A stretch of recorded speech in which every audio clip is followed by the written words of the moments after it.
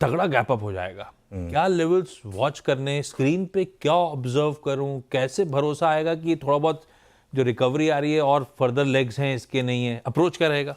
देखिए, दिक्कत क्या आ रही है इस मार्केट में कि गैप अप या गैप डाउन बहुत बड़े हैं।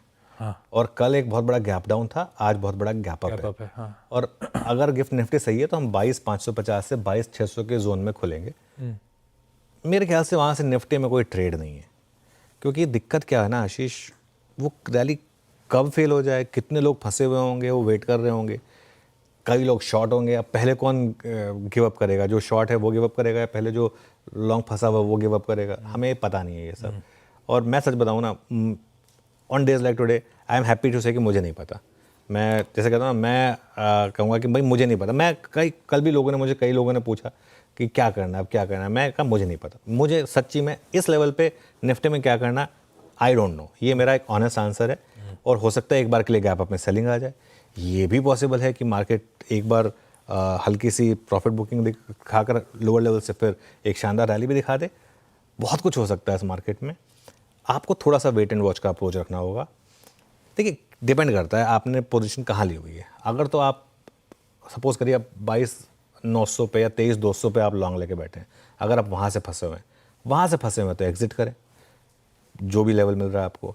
अगर आपने कल खरीदारी करी है, भले कल डे एंड पे खरीदारी करी हो, तो आप कैरी करें फिर ट्रेलिंग स्टॉप लॉस के साथ। तो वो डिपेंड करता है कि आपने एंट्री कहाँ पर ली है। इस समय निफ्टी में ट्रेड करना बहुत रिस्की है, लेकिन high risk high reward market है। हाई रिस्क लो रिवॉर्ड नहीं है, हाई रिस्क हाई रिवॉर्ड है। अगर आप रिस्क बढ़ा लेंगे इस मार्केट में, पैसा भी बड़ा बनेगा दोनों साइड पे, वो बन भी रहा है। लेकिन क्या वो आप कि इस समय ना किसी भी ट्रेड में आपका लॉजिकल स्टॉप लॉस 600 पॉइंट का है पर लॉट, आप वो उतना स्टॉप लॉस लगा सकते हैं कि ये सवाल आपको अपने आप से पूछना है। क्योंकि अगर स्टॉप लॉस 600 पॉइंट का है तो रिवॉर्ड भी 600 पॉइंट का है। लेकिन अगेन सबके लिए पॉसिबल नहीं है, तो इसलिए आज मैं कुछ लेवल बेस्ड अप्रोच दे भी नहीं रहा हूँ। ठीक है, खुलने देते बाजार को। कंटिन्यूस सेशन में निफ्टी की लगातार मैपिंग और बातचीत होती रहेगी। निफ्टी बैंक एक ऐसी पॉकेट जो रिलेटिवली बेहतर प्लेस थी एक समय बीच में। इस समय सरदर्द इंपोर्टेड है, तो ये बढ़िया सी डोमेस्टिक स्टोरी है। कल खड़ा है सामने, ध्यान रखिए, आरबीआई की पॉलिसी अनाउंसमेंट। इन सब बैकड्रॉप के बीच में निफ्टी बैंक कैसा लग रहा है? देखिए, कल बैंक निफ्टी की क्लोजिंग खराब थी। थोड़ी सी रिकवरी जो मार्केट में आई वो मेनली आईटी की वजह से आई थी। निफ्टी बैंक की क्लोजिंग खराब थी। फिर भी एक चीज़ मैं नोटिस कर रहा था, आप निफ्टी बैंक का 6 महीने का चार्ट रखिए। हमने शुरू में निफ्टी का 6 महीने का चार्ट देखा था। निफ्टी बैंक आप 6 महीने का चार्ट देखिए, मार्च के उस लेवल से अभी भी हम 2,000 पॉइंट ऊपर है। 47,800 का क्लोजिंग लो था मार्च में, हम 49,860 पर हैं, अभी भी 2,000 पॉइंट ऊपर है।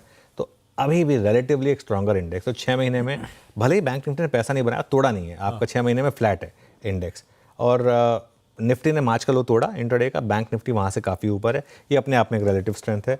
बैंक निफ्टी में आरबीआई पॉलिसी का ही मुझे लग रहा है सहारा रहेगा। और अगर आप एक मीडियम टर्म इन्वेस्टर हैं, मेरा अभी भी ये मानना है कि बैंकों में पोटेंशियल काफ़ी है। अगला मूव पॉलिसी के बाद आएगा, आज शायद थोड़ा वेट एंड वॉच अप्रोच रहे। एक लेवल जहाँ पर आपको नज़र रखनी है वो है 51,000 का। मुझे पता है आप कहेंगे यहाँ से तो करीब करीब 1100 पॉइंट दूर है वो, लेकिन अगर निफ्टी 400 पॉइंट का गैप अप के साथ खुल रहा है तो बैंक निफ्टी भी 900,000 पॉइंट का गैप अप तो दिखाएगा।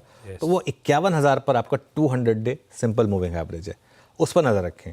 अगर वहाँ पर रुके, वहाँ पर हॉल्ट आया तो सेलिंग आ सकती है। उसके ऊपर अगर टिके हम तो थोड़ी और इंक्रीमेंटल कवरिंग हो सकती है। लेकिन आशीष अगेन ट्रेड कुछ नहीं है यहाँ पर। 1000 पॉइंट के गैप अप के बाद मैं तो कोई वो रखता नहीं हूँ कैपेबिलिटी की आपको बता सकूँ कोई ट्रेड है या नहीं है। यूएस स्टेट डिपार्टमेंट के बयान आते हुए विदेश मंत्री से, हमारे विदेश मंत्री से उनकी बातचीत इस समय चल रही है। ये बायलैटरल नेगोशिएशन सारी कंट्रीज कर रही है, मुझे लगता है उसी से रिलेटेड अपडेट्स हैं। हम भी एक बीटीए यूएस के साथ करने की कोशिश कर रहे हैं। वैसे ट्रम्प साहब टैरिफ से ज़्यादा ट्रेड डेफिसिट पे फोकस कर रहे हैं, ये भी ध्यान रखिएगा।